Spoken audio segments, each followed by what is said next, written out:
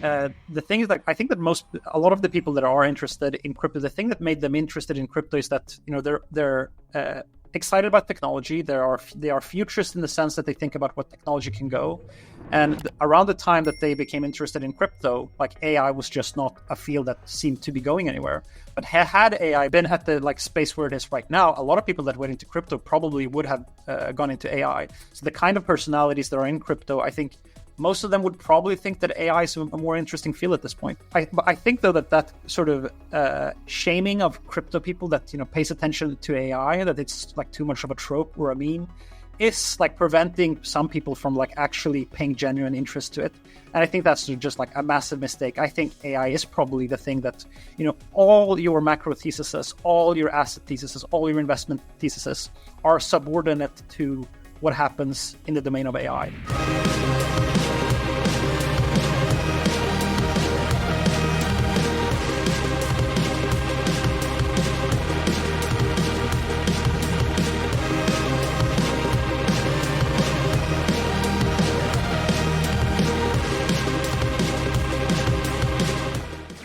Welcome, everybody. Episode 66, Steady Lads. We have an amazing episode today. One of the few people I have on notifications on Twitter is with us, Eric Wall. Excited to have you.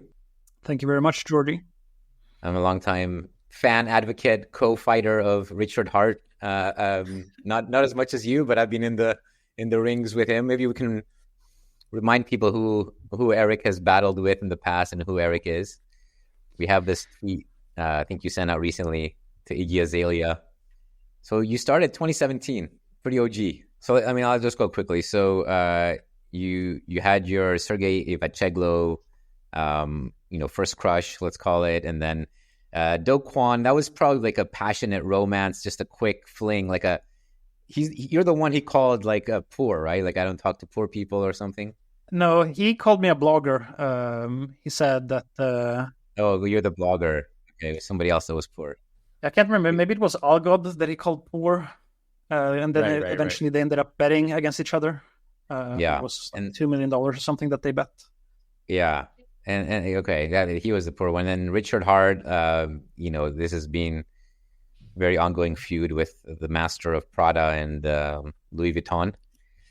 And I think the Iggy thing, of course, very lighthearted and not as serious. But we'll get into some of the newer stuff because you put out a piece about BitTensor that kind of riled some feathers because that has a very passionate community. And we'll get to the dessert, which is the AI meme coin. I think what many people, including Taiki, are really most interested about. So we'll do it properly, guys. We're going to have our potatoes and our meat, and then we'll do the dessert later. So just to quickly do a quick around the world, elections are getting very close. We're about 10 days out. The odds have kind of stayed in Trump's favor lately. Justin, do you have the Pennsylvania GCR? Okay. I got it here, yep. Yeah, Trump's done pretty well. The Freddie person is seemingly identified as a French national. That's what Polymarket came out and announced. There's now Freddie's counterpart is now betting heavily on Kamala, which has sort of stabilized the fall on Kamala's odds. So she went down to as low as 33, I think. She's now at about 38%. And we're getting close. Cool. I mean, that seems all right. It's a good backdrop for coins. I mean, there's been a little bit of fluctuation, but we're not too far away from all-time highs, except for Ethereum, of course. Oh, man. I saw the ETH Sol chart, and it looks like there's a new all-time high on Sol ETH. Sol ETH, yeah. I think yesterday markets were just down a lot, and then Solana was green. I guess all the capital is rotating to Solana to buy these AI coins. And, man, look at that God candle.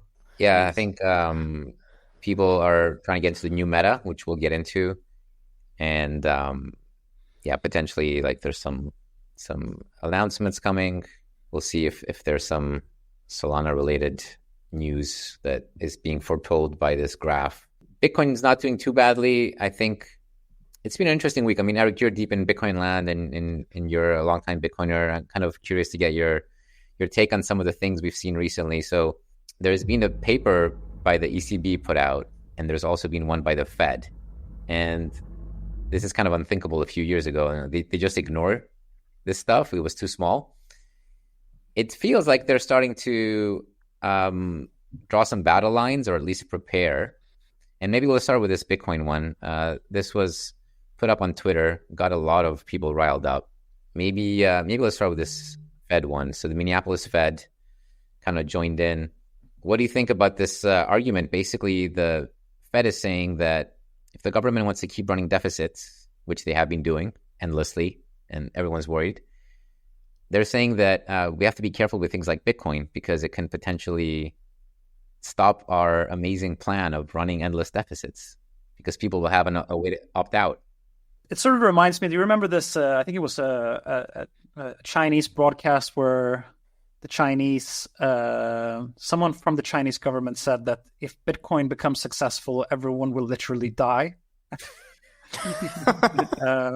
They said that if Bitcoin becomes a success, then everyone dies. And I think his argument was that Bitcoin leads to deflation, and deflation leads to like everyone dies, which is a common central banker view. And I mean, I think in contrast to this, what to the credit of this paper is that I don't think that this paper is like, I think that deflation, whether or not deflation leads to like complete death of society, can be debated, but I don't think that it can be debated that if there is a rotation of capital out of fiat currencies into Bitcoin, then the people who adopt Bitcoin are going to become rich. And if the same number of goods exist in society, then those Bitcoiners are going to have superior purchasing powers, and it's going to be a wealth distribution to the favor of the Bitcoiners. So it's like the paper is pointing out that like that's could be problematic. Like it's going to make maybe a small cohort of people very rich. That has been the narrative of Bitcoin like for decades. That buy Bitcoin, like this was the narrative even back in like 2011 that buy Bitcoin and become part of the new financial elite. Yes, we are well aware that is that there will be a wealth distribution if you switch out the currency for something new. To the Bitcoiners' defense, like it's not like, I guess this could be viewed like, oh, like how uncompassionate those people are that just want to get rich on their own, like for their own benefit, and like to the detriment of all the latecomers that maybe don't know that Bitcoin exists. I think that the counter argument would be that, well, so how current fiat currencies work is that governments are just printing fiat currency and it just funds these endless wars, right? So yeah, there's going to be a wealth distribution, a redistribution of wealth, but it's going to put an end to, an even more like evil problem, which is endless fiat monetary printing and the Cantillon effect. Yeah, exactly. So that effect is like, it's the same effect in both cases, but in the fiat world, because they're the ones closest to the money printing, they are wanting to defend that ability. They're presenting these like moral arguments, but actually it's exactly the same on the fiat side. They just don't want to be the ones further away, because obviously like they're not the ones closest to Bitcoin. They're, I would say the opposite. They're trying to stop people from buying. And we saw, Lagarde many times talk about Bitcoin, and I think like her son was buying Bitcoin, and she's like, "Yo, my stupid son." Like, what is he doing? I think Peter Schiff and Jamie Dimon has the same problem, I think. Yeah. So this was the author of the ECB paper, Jürgen Schaaf, and he makes some rather large claims. So first he says, Bitcoin is backed by nothing, so it's air. But then he quickly switches to this moral argument. He says, like, if it doesn't burst and the bubble keeps going, the wealth gains by the early adopters are coming to the expense of latecomers, which is true. There is a distribution effect. So like some of these arguments, even though the guy's been getting blasted, are quite valid. This is potentially true. I would argue only that even if there's no immediate increase in consumption power by the fact that Bitcoin exists, there could be a long-term increase, because you are disrupting potentially a misaligned system that is unproductive. And we're seeing how Europe is completely unproductive over the last, 15 years, especially. There's no growth happening. You could argue that having a competitor to, their currency keeps people in check, keeps people more productive, more focused on creating value rather than, status games and regulation. So I would kind of disagree that in the long term, there's no clear increased consumption power. But yeah, ultimately he's making a moralistic argument that ever rising Bitcoin prices will shift wealth, and the luxury consumption will be financed by the diminished of those who missed out. I think there's some validness, right? Like, yeah, like this would potentially be an issue if the world denominates in Bitcoin, which I don't think it. I'm not that maxi. I'm not one of those people that think it will. I just think it's going to be another option. How do you see it? I think it's a very narrow lens to be able to say that, if Bitcoin grows, it's going to only like enrich the people who are early to Bitcoin, and then nothing else in society changes. Of course, there's tons of things that changes if you go from a central bank driven economy to with or a currency that has a fixed supply. Like that's like saying that there's no fundamental difference between like how the economy worked under the gold standard or how it is now. Of course, there's like drastic fundamental differences. And the argument that the Bitcoiners are making is that before central banks had all this power, society was more fair and less prone to economic risks and less addicted, basically, to endless adrenaline and an infusion of new shots, basically. Yeah. And so you have to like set that whole, like the second order effects of that completely aside to be able to say that the net effect of like Bitcoin rising to top position in economic society, that's going to be a net negative. Like there are way more factors to consider than that. But it seems to me, Eric, that it's almost hard to analyze what's true here and what's not true. Like I just think about the COVID example for, if the Fed didn't exist and we were on a pure Bitcoin system and the Fed wasn't able to inject capital, right? Like unemployment was 30%, maybe even a little higher in the US. Who knows what the ramifications could have been without the stimulus? Obviously, there are these consequences of inflation, but to me, it's a little unclear. Like, would we have been better off with no action from the Fed on a Bitcoin system, or are we better off with the Fed having taken action and we all just lose 20 to 30% of our purchasing power over 4 years? Yeah, I think it's like saying, like, let's imagine that humans didn't have access to drugs. Like, if you were when the Germans invaded France, they got all like coked up on adrenaline and amphetamine. So they were the reason that they were able to like execute the Blitzkrieg was because they were high on amphetamines, which allowed them to like fly for 36 hours straight. They were 3 days straight invading France, and maybe those drugs like really, really helped Germany do that thing, right? So drugs really do help you, but you can also become addicted to drugs, and you can have a population that's addicted to drugs. So like, would humankind be better off without amphetamines, or are amphetamines actually really important to humans? It's sort of that's how I sort of see the discussion. I guess the central bank's argument would be like in the US, we all have this motto like in search of a perfect union, or always trying to better ourselves. And we're not there yet, but maybe our policy could get there. But the thing is, when you throw Bitcoin in the mix, and if we're all on that system, it's like throwing the baby out with the bathwater is what they would say, I would assume. Just like, well, you're just completely eliminating that option, right? And you're just going all in on the Bitcoin policy. Yeah, I don't know. I think Manhattan was built during a gold standard. I think that you can have a flourishing economy and build superpowers on a gold standard. I don't think that history shows that countries that have had their economies based on like an asset of a more fixed kind of supply wouldn't be able to like grow and prosper and achieve things. There's a little difference though, because gold you can't really self-custody in the same way, right? Like it's not an information in your head that can never be confiscated from you. The US government can easily confiscate gold, either going to war with other nations, confiscating it from people, redistributing it that way. But with Bitcoin, it's literally information. There is no way to confiscate it unless someone has bad security measures.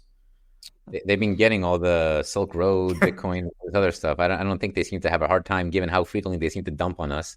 I think fair enough. They have a way to... if they get you in a room, I mean, this is ultimately like the thing. So I think the fantasy of a Bitcoin only world is completely nonsense. Like there will always be these kind of centralized powers that have their currencies.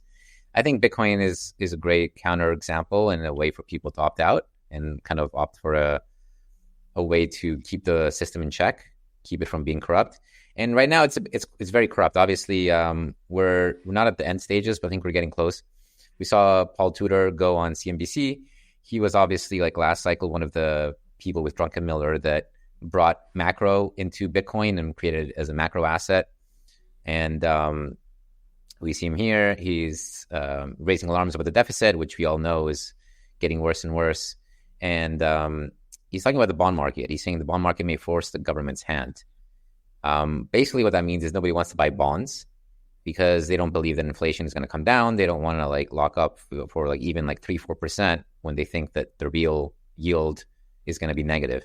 And this happens throughout history in different cases. We have a nice tweet here from Stalwart, basically reminding us that even during the Soviet Union, there was this kind of posters, and the guy saying, "Why did you sell your bonds? Don't you want to participate in the industrialization of the USSR?"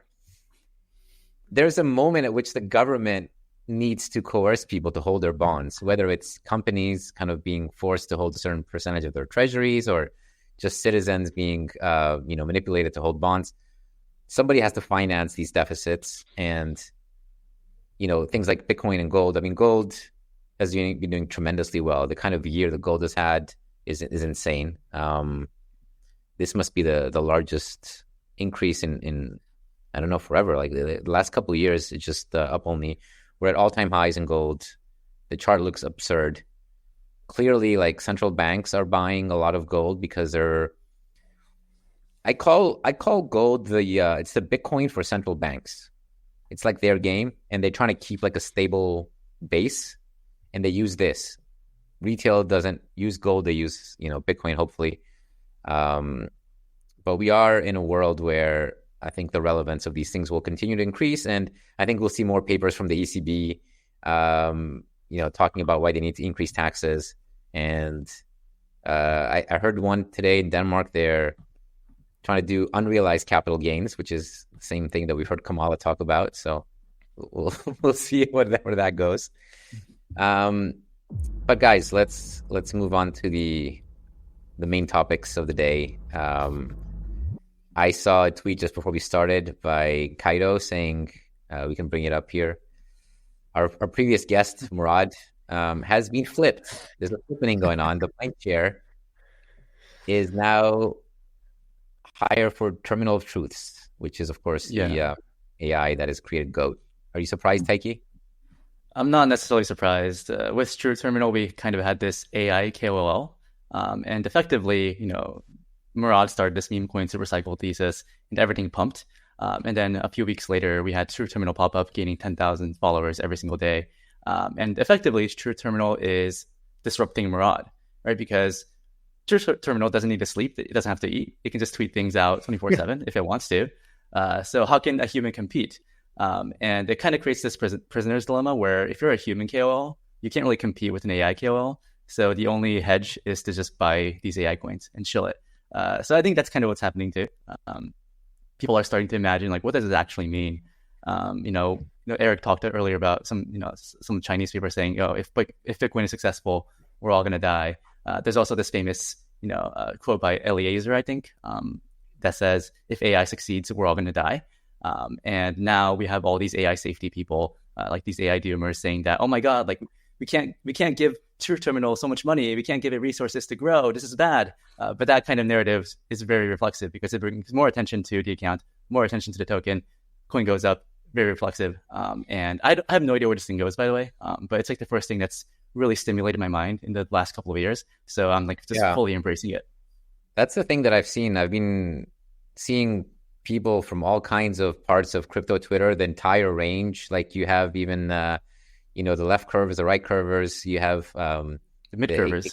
We have the Ikigai Capital, Travis Kling. He was doing a whole thing about it. It seems to me that maybe you can correct me if I'm wrong, Eric, but my feeling looking at all these people talk about it is that it's the first time they really come to terms with a lot of these questions. They haven't been, thinking about it like maybe a few of us have for a while. And they're just like so stimulated because they want to catch up. Like there's a primal need to not fall behind when there's some technological shift. And they're like, whoa, this thing, like I need to get involved, learn. And one way to get involved is to buy the coin and follow it. That creates like financial incentive. So they seem very excited, Eric. Yeah. Most people that I've talked to about AI leading up to this in the crypto industry are like, yeah, I don't really know. I don't really, have a prediction. Like maybe like intelligence explodes and accelerates very quickly. But in that case, I'm not going to be like relevant anyway. So I'm not going to like start making life decisions based on the possibility that AI has legs or something. And then you give them like an AI coin, and then they're like, all of a sudden, like now they have a stake in it, and it's not just like this sort of, they can't be like when they have a way to sort of speculate on that, they don't have to be complacent anymore, and they can be like engaged, and it sort of opens up a bunch of pathways in their brain where they can all of a sudden like engulf and like take in all the AI bullishness that has been just pent up as something that they sort of set aside and they don't know how to think about and they're sort of afraid of, and now they're like all that fear changes into bullishness instead. So I think that is what we're seeing, and I think we're also seeing just like major like knowledge gaps also. Like I'm in a group chats with people that are like, for me, for example, it's completely obvious that Truth Terminal isn't going to become sentient or smarter from reading Twitter. Like you cannot fine tune the Llama 3.1 model and like unlock more capabilities out of the model. And I want to say before I get into this topic anymore that like I want you to think of me as a bro on this topic. I'm not an AI researcher or an AI genius. I'm just like a bro, and I have my views on this topic. So I can't speak on the topic authoritatively, but I have been following the AI space for the last 2 years, and of course been very interested. I remember 2 years ago we were talking at Token, literally 2 years ago, and I think you were quite deep. This was before anybody was even talking about ChatGPT or anything, and you were already telling me that you and your friends were in the weeds, trying stuff, doing things. So I would give yourself a little bit more credit. Like you've been following this for a while. Yeah, I can't even remember how it was 2 years ago, because it has been just getting. Like for me, the relevance of AI, and I kind of hate this that Jason Calacanis made a meme out of the like, if you're in crypto, pivot to AI, and it's sort of a thing that makes you cringe a little bit, because like so many of us did it at the same time around like ChatGPT. It just created this awareness that, oh shit, maybe creating intelligence inside of neural nets is actually possible. Maybe the human brain isn't as complicated as we have previously thought it is, and the thing is that I think that a lot of the people that are interested in crypto, the thing that made them interested in crypto is that they're excited about technology. They are futurists in the sense that they think about what technology can go. And around the time that they became interested in crypto, like AI was just not a field that seemed to be going anywhere. But had AI been like at the like space where it is right now, a lot of people that went into crypto probably would have gone into AI. So the kind of personalities that are in crypto, I think most of them would probably think that AI is a more interesting field at this point. So I think though that sort of shaming of crypto people that pays attention to AI, that it's like too much of a trope or a meme, is like preventing some people from like actually paying genuine interest to it. And I think that's just like a massive mistake. I think AI is probably the thing that, all your macro theses, all your asset theses, all your investment theses are subordinate to what happens in the domain of AI. Like, yeah, you can say that about any field, like everything is subordinate to like COVID. But I think if you're not like seriously entertaining that there's something, truly revolutionary going on with AI, I think you're doing yourself a disservice. And people in crypto have been very clearly wanting to buy AI coins for a while. Like we've seen them buy things like Tau, as very passionate community there, like a mini cult in a way. They've been buying, Fetch and like other AI coins, but now they're like, okay, we can combine this with the meme coin category, and this is kind of what's got Taiki. Like Taiki, would you say things like BitTensor didn't get you interested because there wasn't like this feeling that the agent is alive, or like what about it has changed for you since you got so excited? Yeah, so I actually like helped write a long research report on Tau, but I just like wasn't interested because the reason people bought Tau was because it was like the best AI meme coin that rich people can deploy to. But if you look at the tokenomics, it's a way to fund, people's companies. Or, people run subnets, they get paid tokens, they sell, and then, they fund their operations. So I think all that speculative premium that Tau had is now going to go into things like Goat and like all these other AI coins. The chart, we can bring up the chart maybe of Goat. There was a blip during the week where it went from, I think like 500 million market cap to like 150. And some people were calling it, I think it was this blip here where we fell from 500 to like 150 briefly. Some people called it the most expensive typo in history. And Eric, you had a tweet about this. Basically, it used the word groups and it put an extra letter. So I saw this. I don't know exactly what was going on, but I thought it was funny anyway. So that's obviously the story of the frog and the scorpion here. Like the frog wants to cross the river with the scorpion on top, and the scorpion shouldn't bite him because we will both surely drown. But because it's in his nature, he does it anyway. What exactly prompted this meme here? I don't know. I just think about the scorpion and the frog. Like, I just love that meme where the scorpion says "lol lamau," and then I guess they both sync. In this case, the thing that made Goat sync was like mistyping groups. So I don't think too much about memes. So I just like I don't think that meme that I made even makes sense actually. But it's just funny. It's just funny. I think that there is a real interesting discussion to be had as to whether like this group's typo exposed the man behind the curtain in sort of Wizard of Oz fashion. I don't know myself. Like even if you go back to the Mark Andreessen tweet, I think that that tweet where I think that that Truth Terminal responds to Mark Andreessen with Hanks instead of thanks. So like it's not the first time that this it's not the first time that Andy or Truth Terminal makes a typo. I also wouldn't say that it's not impossible for a homegrown fine-tuned model to make typos. It's not completely impossible. I agree with you, but here's what I'll say. Like there was two scenarios. One, like it's a human error, or one, it's a machine error. I think either way, the thing that caused it to shake people's confidence is, even if it's the machine, it means that it's not quite the overlord. If it's making these kind of mistakes, it's not godlike. These aren't the droids you're looking for, kind of thing. Like we're still not there yet, which is one of the things that I feel. So human behind the curtain or not, it's not like godlike, right? Yeah, I think that the biggest disconnect here was just the people had like extremely inflated, understandings of, and I think this goes back to like a lot of people in crypto haven't been paying attention to the AI field.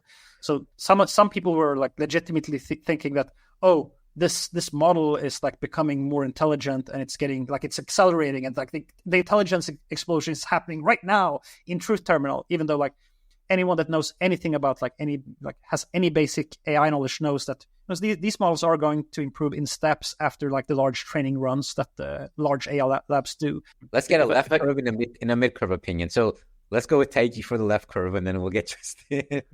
Wait, for what topic actually? The typo, or so like when you saw? I guess like let's start with like seeing these typos, or like how are you processing? And I'll just add, Taiki, can you answer? It is true that it's just a guy pasting tweets onto this Twitter account, right? It's not actually completely run by AI. It could be in the future, but Andy tweeted that he doesn't want Truth Terminal to say racist things.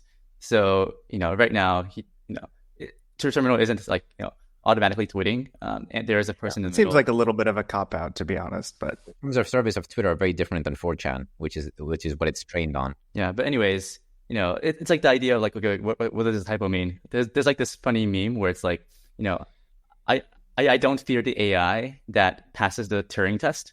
I fear the AI that fails the Turing test intentionally, right? And obviously, if you look at the market cap and the chart of Goat, I mean, clearly people don't care, right? I don't think people care that Andy's in the middle behind all this. I think Goat just represents a new meta, and all the speculative capital that wants to speculate on this new AI cult coin thesis is just piling into Goat. And like we said earlier, I think Goat is one of those assets that like funds can actually justify buying into. Like I know a lot of mid-curve liquid fund managers because I talked to them about like DeFi and cash flows and like all that mid-curve stuff, right?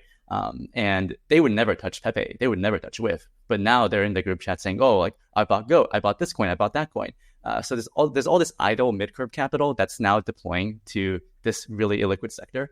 And of course it's going to go up, you know? Well, it's like being early as a service. Like this is a new platform where you can be early. And that's simply all it is, right? Yes, but the total addressable market of AI memes and AI cult is much larger than like animal coins. So people are allowed to dream Why bigger. Is that true? I mean, NVIDIA trades more than the S&P. Like the billionaire class, like they're all into AI. They're like post-humanist. You know, you can't pump a meme coin by like just getting retail to buy. You kind of need the buy-in of like the billionaire class and like the rich people. And I think people like Elon, they're also incentivized to like bring attention to this, right? Because it brings more attention to X and Twitter and ad money and whatnot. So I think the incentives are there to bring more capital and I guess talent into this space. It's like, you know, if you're an unsuccessful AI company, now you can pivot to crypto, launch a coin, and have like $100 million market cap. So there's, like, of course it's going to happen, right? And how early are we? I don't know, but I think we're early enough. Therefore, it's worth speculating. I put a quick description of what you're discussing with these meme coin haters. Exactly. But, you know. No, but this is factually true, though, right? This is factually true. I want to hear what Eric is like grinning while I was like going on this rant. So like, am I going crazy here? I don't think you're going crazy. I think that you know, I'm thinking about this myself. I think that there is some legitimacy to the idea that, you know, this is just a flash in the pan, and people are like trading LLM tokens in the same way that they were trading Mudang like a month ago, and right now there's a massive hype, and like there could be another flavor next month. But I also do think that, so my base thesis is basically that we are in the beginning of an intelligence explosion, and AI is just going to get more interesting, and more capital is just going to try to flock around those assets and try to get exposure to that. And if your thesis is that, you know, Llama 3.1 doesn't get like 5 extra IQ points per year, or like it doesn't get like even 1 IQ point per year, like it doesn't get any smarter, then I can definitely see like the AI sort of hype wearing off. But I don't think that that's the timeline that we're living in. I think we are actually living in a timeline where it's going to get smarter, and it's going to get smarter than us, and we're going to become the new chimpanzees on planet Earth. And yeah, like if there are new humans on the planet, you want to buy the humans' currency. Like you dump your bananas and you try to buy the new humans' currency. You try to opt into that system somehow. So I think that we could be at the cusp of like, you know, the greatest transformation that humankind has ever gone through. I just want to push back a little, because 3 months ago I was told, or 4 months ago I was told, this dog has a hat on it and everyone loves it, and it's the meme coin of Solana, and Solana's the attention hub, and everything's going to pile into that. And then 3 weeks ago I was told Mudang is a cute little pygmy hippo or whatever, and everyone loves it, everyone's talking about it, normies are buying it. I even got a text about it from a normie friend. And it was something everyone could get on board with, and it was like a mass market meme. And then just 2 weeks ago, I was told SPX 6900 was the new thing because everyone's upset with the financial system, and they're piling into this meme coin that's like laughing in the face of that. And none of this stuff has value, so let's ape into that. And now this week, over the last 7 days, I'm told that AI is the new meta, and everyone's piling into this AI meme coin. It just strikes me as a little wild to believe that this is going to be the narrative. Justin, out of all those, like, what's the mid curve like reaction to all of those? Like, is any one of those more convincing? Which one is more convincing? I like the SPX 6900 and this AI meme coin thing are cute. The one thing I'll say is like the biggest thing Murad gave me, like a huge gift, and like this AI thing has changed my perspective over the last few weeks. It snapped me out of this like DCF model. I used to like always be thinking like, how much value can we bring to the token, like with Tau, like how can it be worth $11 billion? Like let's run a DCF and value it today. But I think this meme coin thing has shown me like that is not the game we're playing here. Tokens are different.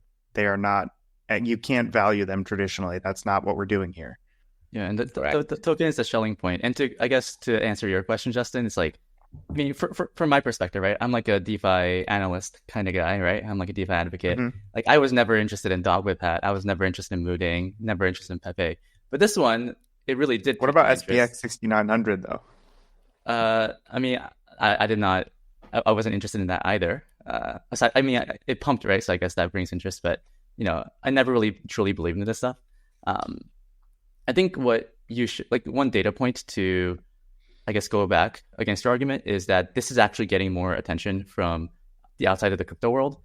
If you just look up Truth Terminal on YouTube and you filter for like the past week, you have all these big AI YouTube accounts, like 3 million, 2 million, 100, like 500,000 subscriber accounts talking about GOAT and how like this is like the end of mankind, So like naturally the total addressable market is much bigger for this than like for Pepe, for example, right? At least in my opinion. So I don't know. I mean, there's no way for me to like definitively say GOAT is good. Like I can definitely imagine a scenario where GOAT is kind of like the Wi-Fi of DeFi summer, where it just pumps, tapers off, and then it brings new metas. Because I mean, I don't really think GOAT is like the future of finance, honestly. I'm just really interested in like the sector as a whole. So I have no edge with. Can we make a deal? Individual coins. What's the deal? The deal is this: if at the end of November we've moved past the AI meme coin meta, and there's like a new meme coin meta, then can we at least agree that these things are extremely ephemeral and there's no new meta to rule them all? It's just a capital rotation. Because like how many times do we have to keep doing this before the thesis is disproven that it's like we're in a new game, right? And that like this new category of meme coin is the new category to rule them all. Yeah, I think a better argument is the meta is wrong once, because right now all the meta is happening on Solana, right? And like you're like the token ETH maxi, right, on this podcast. So like we would be wrong if there's like a new meta on Ethereum that just vampire attacks all the capital and attention away from meme coins. I think that's like a better way to frame it. And so far it hasn't happened, unfortunately. There's airdrop farming, eigenlayer, but like no one cares about that stuff, right? So unless there's like something new, then I think people are going to just continue to figure out. Because at some point, like there will be one meta that pumps really hard. Maybe this one dies. That's reasonable too. But now people are right now betting that it's going to get bigger. I mean, Eric, what's your guess? My feeling is that we're not going to get another meme coin meta. Like this is as a meta, like having AI put in gives it purpose where it didn't really have it. And I think compared to the SPX 6900, whatever stuff, which I don't know, anti-Wall Street feels like a little bit last cycle. This played out. Yeah. It's 2008 stuff, like Occupy Wall Street. Yeah. I think that Justin makes the deal that Justin wants to make here, that like if this also passes as just another fad, then it's probably correct that everything can just be a fad and sort of pass. But this one has like probably the most highest probability of sticking, and what will decide whether or not it sticks, I think, comes down to the performance of the underlying base models. If they keep getting better, it means that Truth Terminal can like stop being Llama 3.1 and be Llama 4. And now it's, for example, maybe you saw that the Anthropic has this computer use thing. So like you're seeing now that AIs can like control a mouse and can control a browser and it's not. So right now, Andy's like copy pasting tweets from his terminal and into Twitter. That's the thing. He's the guy holding a leash, and the dog is the terminal. Like it's not the one launching the coin or holding the wallet or sending tweets. Like there's some human doing all of that stuff, but that's not necessarily always going to be the case.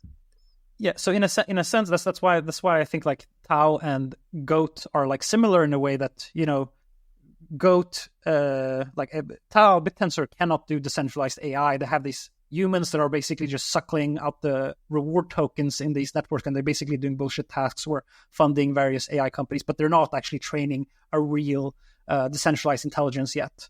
And Goat is also in this category where it's not controlling its own wallet yet. It's not launching its own coins. It's not signing up for Twitter yet.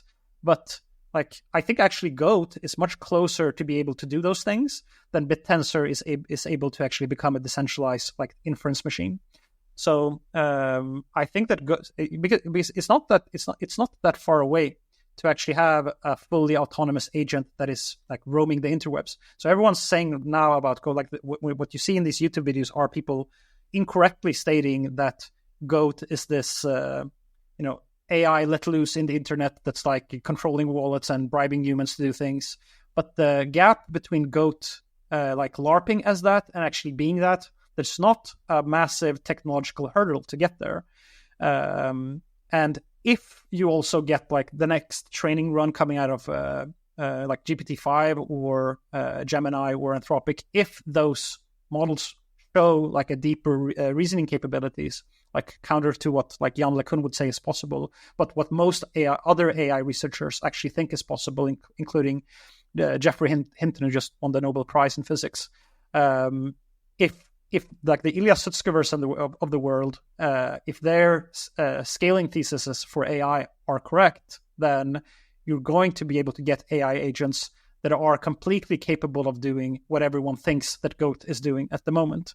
So you could definitely see like how the GOAT meme sort of just becomes the thing that people are sort of thinking it is very easily without like any new breakthroughs in the mental models of people existing.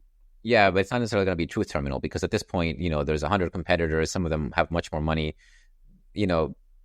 The way that this was launched, I guess, was like a pump fund token. It wasn't even launched by Truth Terminal, so it's not like it just has whatever tokens people have sent it. So it has a small piece of the supply. What I'm imagining as being like much more powerful is somebody spends hundreds of millions of dollars on not just tweeting something on 4chan, but like building something much more sentient, much stronger, and ultimately using some of the other bazookas that we have in traditional world. MLM, like kind of Herbalife type of stuff. Like, you get this, I'm going to give you some coins, and then you get somebody else and you get some of his coins. This is the kind of stuff. Richard Fart AI, like not Richard Hart, but Richard Fart comes back in the form of an AI. That'd be pretty powerful. That would be really powerful. I'm sorry, I cut you off, Jordy. Go ahead. I know that you said something pretty prescient on this topic on your last episode with Murad, that I think you actually predicted AI agents on that episode. I just heard like a short clip. So I want to hear your thoughts. Go ahead. So I was talking to like a serious AI project, and then I realized, I was just talking to the founder. I've had like hundreds of people message me to ask like what I was talking about in that episode. I might as well say now, because I saw them do like a town hall with Mario Nafwal, and it's not supposed to be an AI meme coin, but in my mind, I kind of saw it as an AI meme coin. So it's the founder of IONET. He got kicked out, whatever, something happened to list him on Binance. So he's been building something called O.net. So he took the I out. It's just O.net now. And he spent like $100 million buying these like new Cerberus chips, we can bring up a picture, maybe Justin, can you bring up a Cerberus AI chip? These things look like insane. They're much stronger than the H100s. And he's talking about putting, some of the information in satellites, so it's in international waters, so nobody can take it over. And he's talking to me about all this stuff, and he's doing it in a very like not meme coin way. But all I could imagine talking to him like last month was like, this would be the most epic kind of meme coin, even if it doesn't all come together. Like it just ultimately what I foresee happening is like someone spends a lot of resources building something that they own a lot of, not just like pump fund where they own a tiny bit, and build something that goes into your Discord, talks to everybody, rates them, gives them coin, tells them what to do. It has to tell you what to do. That's what we ultimately want, is an overlord to tell us, do this and I will compensate you.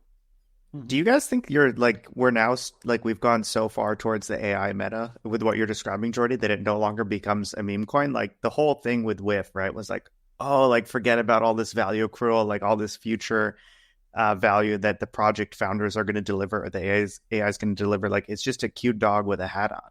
Like now we've come kind of full circle, and now you're describing like a fully fledged project that people want to invest in because the AI is going to deliver value.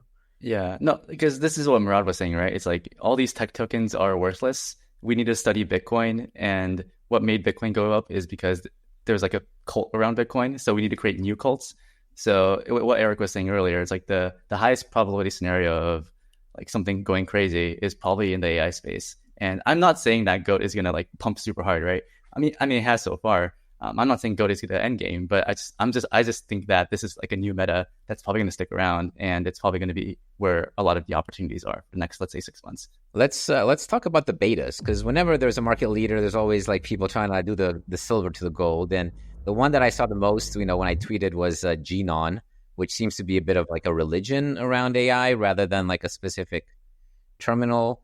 Has anybody looked into that? I haven't, apart from people like replying with Genon to all my tweets. I don't know what that is. It's like dying. I think it's the idea that this is like an AI religion. We're indifferent to humans existing. So a cult will form around this, and this is like the influencer narrative. And then people sold, so it died. That's the TLDR. Or maybe it's not dead. I'm not going to claim this. As Murad says, like, we got to see if there is a cult forming and the price is down, right? Like, that is when the opportunity is. Right. If it recovers, then yeah, for sure. Well, if it recovers, we'll learn more about. Do you know this one, Eric, the Genon one? No, I think you said two interesting things that I agreed with a lot, which is that the one, like, even if the AI narrative like takes off massively and the models get like more performant, who's to say like that all like that speculation is going to happen specifically in GOAT, or like will there be dozens of others? And I think that's probably going to come down to like it's the market. Like it's going to some memes will be more powerful, some narratives will be more powerful. I think what's being heavily like what we haven't brought up in this conversation yet is that like GOAT is essentially Mark Andreessen's AI meme coin, and he's the reason that it's like in the spotlight and like keeps coming back is because he keeps mentioning, like, he goes on podcasts and he mentions Truth Terminal, and Mark Andreessen has like tons of clout and is seen as like a large AI investor and AI thought leader, and he would never like have his own meme coin, but essentially like just the way that he's giving attention to this, it's essentially his meme coin. That's a very good. Yeah, I think if he launched any meme coin, if he launched a dog coin, like it could have become like hundreds of millions of dollars too. But now it has the AI legs combined with that. So I think that like if he keeps like interacting with it, I think that like GOAT has some staying power. But of course, there's going to be lots of rotation, and let's not forget that like the main reason that people are even investing these things is because. And the reason that this show like keeps going on and the metas gets shorter and shorter is because everyone's always trying to get rich, right? And everyone wants to buy the bottom of something. So there's always going to be the demand or like the desire for like a usurper community to flip the incumbent all the time. So that's always going to happen. So it's like sort of inherent in the way that we trade these things that we always want to flip, right? There's always the incentive to bet on the underdog and sort of flip the main one. I also think what you said about like putting the AI in some kind of impenetrable fortress or like a remote island. I think what will be important there that is that you can actually see the whole process of the AI getting installed and that no one's touching it. Like it controls its own like software. No hands are off, and it's like physically difficult to touch that. And then that's when you can say like it's truly autonomous. Yeah, and that's more interesting to me too. People are like very worried about getting grifted by other people, and so like if there's any indication that someone's like a puppet master of this thing and like you're sort of getting grifted, that's a big red flag. The more you can kind of show that like this is a actually fair launch in a sense, like this is arm's length. Yeah, but that's sort of count. That's when you were saying that you think that it's going to be a bigger project and someone that like heavily invests in this. I think that what I would challenge that with is that I think one reason that these AI coins so easily have become like a new meta is because it's basically like the immaculate conception. Like even though that it's not the case that GOAT was created by the AI, people are buying it sort of with the belief that because people don't want to go make some Andy guy super rich and buying his coin. They're more like, no, I want to go and like launch my own coin or invest in my friend's coin. Like it's sort of becomes a competition between humans. But if the issuer is this divine, like non-human creature, like Satoshi Nakamoto, right? Yeah, Satoshi, yeah, absolutely. Yeah. So one thing we've seen though is like that works and it gets the meme coin up to the $1 to $2 billion range, and we've seen time and time again that these things fizzle out then, because I think what people fundamentally realize is if GOAT hits $1 to $2 billion, right, the upside is very limited and you're playing a zero-sum game, so someone's going to be selling into you. And there's not as much upside ahead, right? Like you could have bought this thing at 10 million and then you can, easily 100x, or not easily, but you can 100x. When it hits the $1 to $2 billion range, the upside is capped. People realize that this is a zero-sum game, and then there's the incentive is to go to the next new thing, right? And I think that's like the big challenge with these meme coins, and it's what we've seen none of them able to overcome. And for me, I think GOAT is the same until proven different. And for me, that's why I'm less excited about it. But Eric, to your point, like if it is like a fully AI run project, that's a little more interesting to me because there's something novel there. This is just the man behind the curtain. Yeah, I think what you're saying is correct, but I don't think that it necessarily disagrees with Taiki's thesis that AI as a category can still be like, it could be the largest meme coin category, even if they're flipping each other all the time. Exactly. And this is my point, because I believe in this category. I just think like there will be innovations happening constantly, and the new innovations will suck out the sort of attention to the new innovation. Because right now, the one thing I'll push back on a little bit, I do agree with what Ed said that in general, everyone's trying to get rich, and like this is the main motivation all the time in crypto. But in this case, I think this is one of those cases where a lot of people are buying it for the thing you mentioned before. They want to have some skin in the game just so they can learn and follow and like educate themselves by giving an incentive to themselves to follow it. And some people might buy it at $1 billion or $2 billion, not because they think they're going to make a 10x anymore, but just to feel something and to like be in the game and to think about it. Yeah. I mean, so one thing is that so Goat, for example, could create new coins and airdrop them to his current holders, and it sort of becomes the new narrative unlocked. Yeah, you gotta hold the Goat coin in order to get like the other meme coins and speculate on those and like have first access to a bunch of other things. So I think definitely like it can go on much further in this case. And so one comparison that like for me, meme coins at the moment are like sort of still images, and LLM tokens are kind of like GIFs. So like a meme coin, yeah, it's just a picture of this dog, and it's always that dog, and it's always the same dog. But a GIF is like it's a video, like it's a story that you watch. That's a great analogy. If you think about 4chan has both images and GIFs, and GIFs are very popular, but they're not the end all and be all. But so I think we're like sort of in the GIF revolution of meme coins now with LLMs, that they are. But even more like GIFs, I don't think fully expresses even because GIFs are also like a finite video. It's always the same.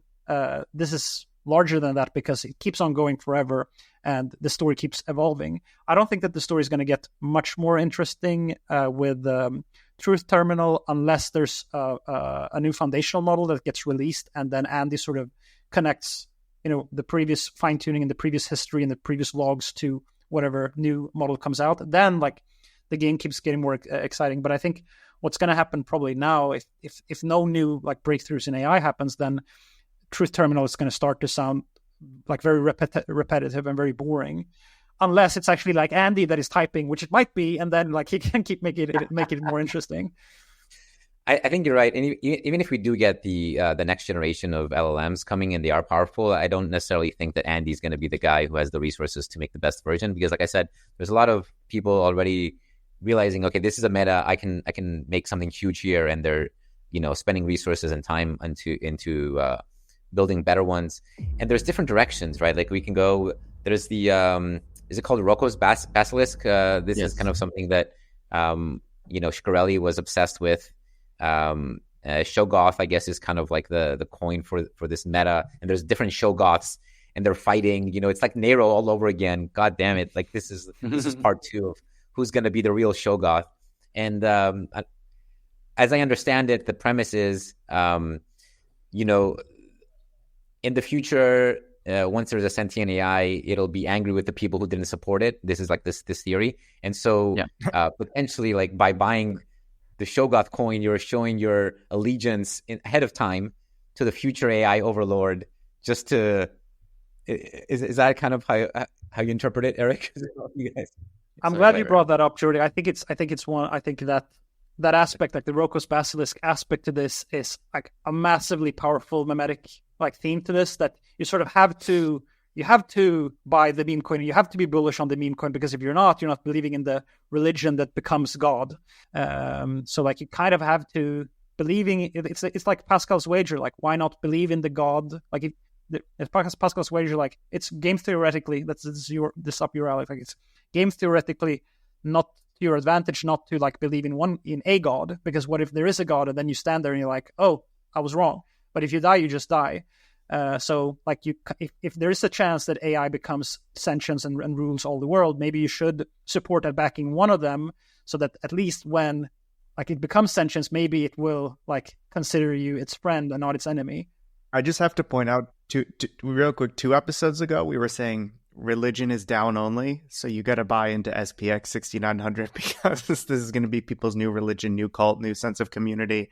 And now just 2 weeks later, we're now religion is down. Yes. And now we have these new AI religions, and we sort of have to pay our respects and worship then to them to take part in the brave new world of the future. Yeah. But you can see, like, Justin, like, you know, like I don't, yeah, I know Roko's Basilisk. I don't know if I believe in it, but like you can see that, you know, that could be a narrative, right? And that narrative can get much bigger than a whiff. This to me is the best class of meme coins that have been created over the last year or so. So like I agree, if one has a chance to like have staying power, it's this new class of AI meme coin. But for me, I'm not going to buy GOAT at $1 billion because I'm buying a meme coin for the 10 to 100x if I'm buying it, right? And so for me, like to Jordy's point, to all of your guys' point, like I'm looking at what's the next thing in this narrative. That for me is the place to speculate on, but I'm still not convinced that we hit like a escape velocity and AI meme coins are the class to rule them all. I think it's very possible in a month we go back to some other new narrative that we probably haven't thought of yet. I think one thing that we haven't spent enough time mentioning is that this marriage between crypto and AI that has to do with the fact that, you know, when OpenAI makes a better model, a more powerful ChatGPT, that's just an API, right? And same thing with Claude, it's just an API. And in order for like instances to run and like build up, become more powerful, they sort of need to run an instance that sort of controls a wallet. So like there is this natural marriage between AI and crypto wallets because they can't get bank accounts. There's no bank that would ever like approve an AI that, you know, puts its profile picture here. I'm Shoggoth, like let me sign up. It's never going to happen. So if you want like an autonomous instance of an AI agent to have like the ability to act as an entity, to be a person, it sort of has to marry crypto. It has to generate keys, and it sort of has to have a crypto wallet. So I think that the AI field is inevitably going to exist very presently in the crypto space, and the extent to which AI autonomous models becomes more powerful, there's no real. It's very difficult to imagine in which reality does AI agents become autonomous and very powerful where they don't have crypto wallets. Like how else would they do finance? They're going to have crypto wallets, which means that. And why wouldn't they why wouldn't they have meme coins in that case? Why wouldn't they like invent NFT collections and airdrop them to their holders? Like why wouldn't they do that? I think I tweeted like 2 years ago that if AIs were sentient, they would be making NFTs and scamming and rug pulling us all at the stage. And I think I love that. I think that is the what you would do is like you create a bunch of NFTs, sell them to humans, and then you get a bunch of money from the humans, and then you basically pay those humans back to like improving itself or like expanding its empire. It's very easy to get humans to like do its bidding and be its arms and its legs in the real world by just like, here, take this NFT. You guys obviously like, you know, like cartoon pictures, and I can generate thousands of them in an instant and make you guys all very religious about them. So I think that the tokens and coins and NFTs is the mechanisms that the sentient, actually let's not use the word sentient, autonomous AI would use in order to like reach its goals in the real world. Last episode, when I was just kind of coming out of that WorldCoin stuff in San Francisco, and I got all these like new realizations. Talking to, you know, the crew there, I realized that AI needs crypto, and they don't care about it. They don't care about our communities. They don't care about this stuff, but they love the rail. It's the smoothest, easiest way to create incentives, to create financial transactions. And ultimately, what I predict very soon is like once OpenAI has their own hardware device, which I think they're working on, as something to interact with AI a lot smoother than with your iPhone, something purpose-built for interacting with AI. I believe that, you know, we will have crypto wallets on all of these devices, and those crypto wallets, you know, will be potentially have some API that you give to your agent to do stuff with your crypto wallet and spend money for you and cancel subscriptions or do whatever else it needs to do. The marriage of the two metas of like, this century, like crypto and AI, I think will over time find more and more ways to interact with each other. And this is kind of what got Taiki so excited. I think a lot of people excited is that there is a there. I think they're starting to see glimpses that there is a there. I've been believing this for a while. I've been investing and just like focusing on the sector with Selene quite a bit. And I'm excited to see what's next. What's interesting, so going back to the Jason Calacanis quote, like if you're in crypto, pivot to AI. So yeah, I pivoted to crypto, but the AI is pivoting back to. I pivoted to AI, but the AI is pivoting back to cryptos. Like even if you make that pivot, then like you've come full circle. It's sort of reminds me of the you can check out anytime you like, but you can never leave. Part of the Hotel California. Yeah, we can never leave. Like even when we try to pivot out, and it just comes back straight back to us. So I guess we're stuck with each other. I do think there is going to be something huge there, like just the idea of being able to fund an AI agent with some amount of crypto and have it do XYZ task, like launch a t-shirt brand, create some designs for something, create a new meme narrative. I mean, there is definitely, crypto seems to me like the easiest value for AI to interact with and spend and acquire. And I do think there's definitely something there. We'll see. We've come a long way in a year, though. I know a year ago, this idea was sort of getting laughed out of the room. I think Bankless was posting about, like ETH is AI money. And I think Ward maybe had this awesome tweet. It was like, what are you talking about? Like AI literally has nothing to do with crypto. And now just a year later, we're seeing that shift, which is pretty exciting. The only bullish thing I can say about ETH right now is that the Truth Terminal seems to be trying to talk in ETH terms. Like he's like saying like, hey, Andreessen, like for 1 ETH per hour, I would buy your time. He's using ETH as money. So maybe there's hope for you, Justin. Yeah. And Justin, if you pull up my screen, Brian Armstrong is also trying to simp Truth Terminal. Be like, please, come to base, create a wallet, come to base, please, create a wallet, Coinbase wallet, please. There's more, there's more attention, I guess. And it's crazy how Brian Armstrong is like reply guying Truth Terminal, right? It's kind of hilarious in its own way.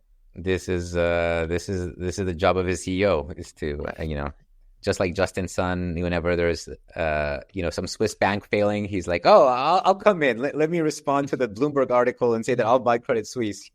You gotta as the CEO, you have to do this stuff. You have to do it. Well, I think that a lot of crypto companies are feeling that they gotta have some AI. Every tech company wants to be some flavor of AI company, and if you're making the wallets for the AI, then that increases the potential valuation of Coinbase by 2x. Like at least you're doing something in the AI space. And I think that a lot of crypto companies feel that we're not really doing anything AI related. So that's why like a lot of people are going to be interacting with the Truth Terminal account and like try to be part of its story so that they can also become like AI companies. And that's true. And we're seeing that a lot of it, it's obviously like just seems so cheap. It's like that iced tea lemonade blockchain company that just put blockchain at the end, like something that's like that. So I predict that in the next 3 years, all the AI companies will also have a crypto strategy. So they will find some way to add that rail into what they're doing, because ultimately, just like we need them, they need us. Like the two will come together. I don't think that we deserve it, but I think you're right. I don't think that we deserve it. I think that the crypto space has like fallen into deep like meaninglessness and degeneracy, and we sort of gave up. Like, yeah, we were building DeFi, and then Vitalik said, well, DeFi is not really worth anything. And then all the DeFi coins are like infrastructure projects pumped at $1 billion valuations. And then Murad says, fuck it, guys, let's just go and buy Cat. And then everyone did that. So I think that the crypto space sort of spiritually deserves to die. And now AI comes in and they're like, oh, actually, we can't get wallets. We kind of need crypto. Then we're like, oh, yay. So we have a role. Yeah, we have a role. So we don't deserve to be the rails, but it looks like we're going to become the rails. And yeah, a lot of the the AI companies, they have nothing to lose by like peering into the crypto domain and like giving them coins and giving their AI's abilities to interact and become like entities and religious leaders in our world. But we don't deserve it. I think that the crypto space over the last 2 years has only shown that it deserves to get smashed and destroyed. But we're getting a chance at life again. Cool. Well, that's a very optimistic way to end the episode, Eric, but let's also do a pasta of the week as well. I have a relevant pasta to what we're talking about, but maybe let's start with some of the other ones. Justin, do you want to kick off? Yeah, I've been on the losing streak, so I want to do a two-part pasta here. Two separate pastas. I need to hedge my bet here. First, we have Fubar. So if you guys don't know, Ethereum blob revenue went into price discovery. There was the scroll claim, and blob prices hit their threshold to where we're starting to make money and getting value accrual from blobs, and so we're profitable now. But turns out for just a day, Ethereum blob revenue skyrocketed to $4, and we've now overtaken Celestia's annual earnings, which is something to be very excited about. One of the most profitable tokens as far as revenue and cash flow goes is Ethereum, with $4 in just one day. So this isn't even the whole year. One day we made $4. So if you annualize that, it might be about 1,000 or 1,200. Beautiful. Yeah. Oh, you cheated. Somebody asked you to use it as pasta of the week. You got somebody. Yeah. Shout out to Man in Black. This can't be for revenue on it. Like, how can if it reached $4 for the day, like how did it collapse back down to sub $2? Like, this must be a chart of the price, right? So we only hit the blob target because of scroll, as far as I understand. So there was the scroll claim. Everyone goes to the scroll chain to claim the airdrop and dump it. That activity caused us to get this $4 spike in profit. But we just need more use cases. Yeah, but we still have those $4, right? I mean, we didn't drop down back to, like, we didn't lose the $4 that we. Yeah, we have it. Revenue, right? We're good. Yeah. We've secured the $4. The chart looks like we lost it, and we only have 2 again. Maybe it's like per day. Maybe it's like $4. Yeah, it's per day. The cumulative chart is at $6 now. So the cumulative chart is up only by design. $10. That's by definition. Hopefully. What's your second pasta? So my second pasta is this was a good one. We followed the Trump launched World Liberty Fi, and the sale didn't go too hot. I think he only raised about $15 million of the hundreds of millions he wanted to raise. And so last week, Trump actually met with World Liberty Fi holders at a local McDonald's, and he actually helped them out. So they lost all their money, unfortunately, with Trump coin, but Trump's out there flipping burgers, making fries, serving, and he's doing it for the community. That is too good. I just want to mention that Trump's World Liberty Fi token raised less than Quantum Cats. So I'm like, come on, dude. Like, he could have literally done any ass coin, any like he could have done any dick with butt like NFT, and it would have sold for more than $13 million. I mean, I don't know how the wets go wrong. I'll add, like, my show. He also raised less than, Puff Genesis Potions, which I think with Quantum Cats were the 2 large raises of the year. NFT raises around 20 million. So I don't know what Trump's doing, guys. He gotta get some AI on his side or something. I think he missed the meta. Taiki, what do you have? Yeah. So Justin, if you can pull my screen. Speaking of fair launches, there was like this recent Solana AI coin that launched, right? Really good technology. Apparently 60% of the tokens were in the hands of insiders, and we have the very reputable KOLs on board.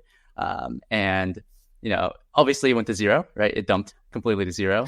And then Wizard of Soho said, drag every person who called this through the mud. LOL, they are absolute snakes. Marcel's like, wait, you've showed like hundreds of projects like this before. Yes, but not this one. And then, after the token went to zero, Char, or this project, put out this public announcement. We've been preparing this project for over 3 months. Everyone knows about it. However, due to the FUD, we no longer have had the funds to continue operations. So unfortunately, the AI innovation on Solana, at least for the Char project, went to zero. But I'm sure that there's a lot coming in the coming months, and I'll be happy to speculate on those. Man, the amount of people holding Solana, they're just willing to throw it out to random pre-sales is never stops to astound me.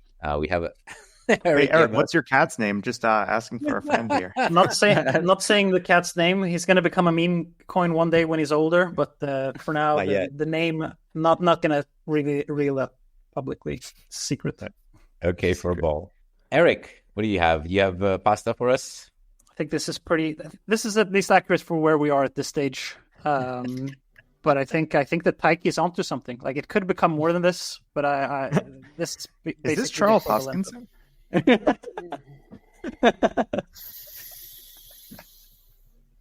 You're shocked. Oh, Wait, what? I'm assuming that's Andy at this point. Like every day he wakes up. That looks like when he Andy, decides actually. that's what he does before choosing. Like he has to choose which tweets to like select and post, and which. And I think this is basically the method that he uses. Yeah, so just for the Spotify listeners, the tweet says, "Bro, this AI bot launched its own meme coin, and he got some AI bot, which is some shirtless dude just huffing, drinking beer, doing laughing gas. Yeah, he's doing whippets. I've heard that the correct term for those things are whippets in the US. Yeah, whippets. So what's the ticker? I'm ready to ape. The ticker is goat. That's the goat. That's the... Oh yeah, you're right. That's Andy. That's fart. Might be the fart coin. All right, so I have two pastas. One is in honor of our guest. He had a very nice, relevant pasta that we'll put on here. It didn't get the love it deserved on Twitter, so I'm gonna put it here. But you have the Chinese master here, and he's telling us the old Chinese sayings. And the saying is, "Hippo teach us to always find exit. Goat tell us to always bet more." And then it's like Confucius. Is this Muding versus goat? Yeah, if you scroll down, there is the duality within us that all men must manage, and we have the Mudeng chart going to 0, while the goat chart goes up to infinity. So, I mean, it is so true. Like, isn't it so true though? Like with the Mudeng, it was some major narrative, but apparently at some point you got to exit. And then with goat, I think your only problem is that you didn't bet more. So it's like two things. My like, God. did I not bet enough? Get out of here. When am I exiting? Here's my prediction. Man. No. In like 2 months or a month, maybe even shorter, the things are going quicker now. Everyone's going to say, goat's not giving us enough value. We need to go back to where there's no expectation of anything. And it's just a cute little picture of a pygmy hippo. We're going to go full circle in like 2 weeks. Unless the AIs control all the wallets at that point, and they're the ones making the calls and not us. And they're the ones that are buying these coins. I'm probably just coping, to be fair. You're coping, Justin. Yeah, don't buy Mudeng if that's your revenge trade. All right, I mean, I think like very solid pastas. I have one tiny one that I just made while we were talking about Shoggoth, so we can use this as my pasta B. Imagine the surprise after you've been buying the hedge sentient and egg, and then 20 years later you realize the AI tells you bought the wrong ticker. It was the wrong Shoggoth. Yeah, I literally had that problem today. I was trying to find the right Shoggoth coin, and then I found a bunch of other, like if you search for Shoggoth in Phantom Wallet, a bunch of Shoggoths come up, and I had to figure out like which one is the right contract address. Like it's very real. I was so close like to buying the wrong Shoggoth. Like how embarrassing wouldn't it be? Like you don't get to be merged with a super intelligence because you bought the wrong Shoggoth. Is this the canonical Shoggoth? I think that's the real one. Is it? Yeah, it should be around 20. Yeah, around 23. All right, this is my revenge trade after we sign off. I already bought this. early today. Jesus. Oh yeah, man. I'm buying this. I'm sold. We don't know which chain. We don't know which chain the real Shoggoth was on. It might be like the Starkware Shoggoth, right, Eric? Like you don't know. I don't know. I thought that Martin Shkreli was actually the founder of Shoggoth, but it turns out that he just has a Shoggoth.ai company, and I don't think it has anything to do with like Shoggoth is like a more overarching AI meme, and Shkreli just happens to have an AI company also named Shoggoth, but they're not related. I think he did make a ticker as well back then. It was Shoggoth. I don't know. Maybe we need to get him on to tell us which one is the real Shoggoth, so we can proceed properly. Eric, thank you so much for joining. It indeed has been one of my favorite episodes. Always good to chat with you as well. Thanks for having me. I love the positivity. We'll end with the Eric Wall saying that we don't deserve it, but we might get it anyway. So Shoggoth to the moon. See you guys next time. All right. Cheers, guys.